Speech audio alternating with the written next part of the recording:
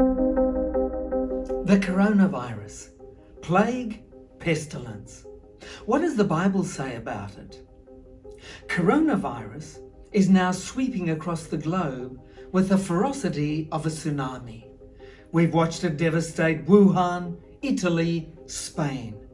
This week, all eyes are on New York, the newest epicenter of the virus. There, doctors are battling desperately against a host of obstacles. From the shortage of personal protective gear for healthcare workers, to the application submitted by city officials to the federal government for a second disaster relief morgue, New York is at the center of an unfolding nightmare. The picture is just as grim farther afield in other parts of the world. For those of us in Australia and New Zealand, though, it seems that the curve is beginning to flatten, but we're still on the edge of our seats, wondering which way this crisis will turn. So, is this pandemic apocalyptic? Are we staring down the blade that will slice apart the world and usher in the end as we know it? What does the Bible have to say about everything that is taking place around us? Well, Bible prophecy, in fact, does mention deadly viruses or pestilences. In Luke chapter 21, Jesus outlines the events that will take place just before the end of the world. In Luke chapter 21 and verse 11, Jesus says that one of the signs of his coming will be pestilences. And there will be great earthquakes in various places, and famines and pestilences, and there will be fearful sights and great signs from heaven. The Greek definition for pestilence used here means plague or disease. So the Bible does mention that prior to Jesus' coming, there will be widespread natural disasters and diseases around the world. In Matthew chapter 24, which outlines the same sequence of events described in Luke 21, Jesus offers us further clarity regarding these signs. In Matthew chapter 24 and verses 7 and 8, he says, "For nation will rise against nation, and kingdom against kingdom, and in various places there will be famines, pestilences, and earthquakes. But all these things are merely the beginning of birth pangs." Jesus used labor and birth as an analogy for the sequence of events that leads up to his second coming and the end of the world. Pestilence, disease or virus, is one of a long list of signs that occur as part of this process. Any mother can tell you that labor can be a long and painful process. But the thing about labor is this: it usually begins with relatively mild contractions that build in frequency and intensity. The signs surrounding the end of the world will be similar. They will be relatively mild and farther apart to begin with.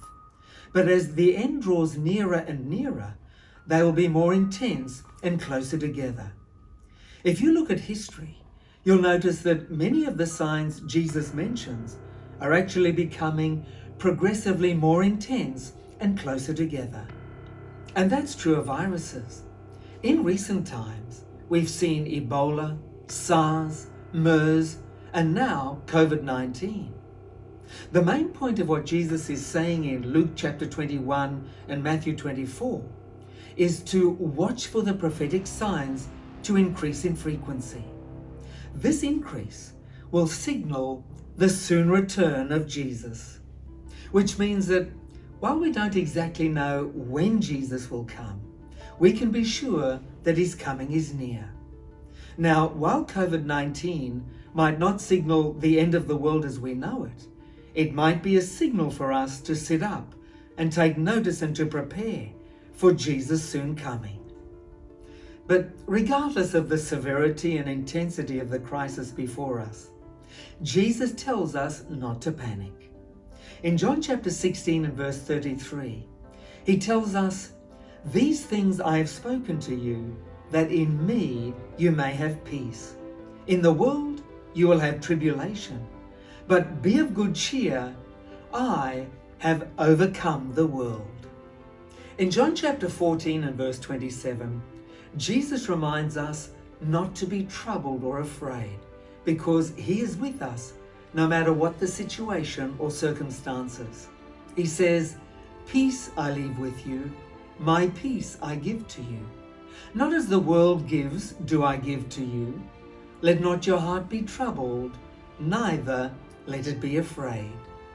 And again, in Hebrews chapter 13 and verse 5, he says this, "I will never leave you nor forsake you." Regardless what is happening around us, you can be sure that you can find refuge and comfort in Jesus. Don't be afraid. Reach out and take hold of Jesus' hand, and he's there for you.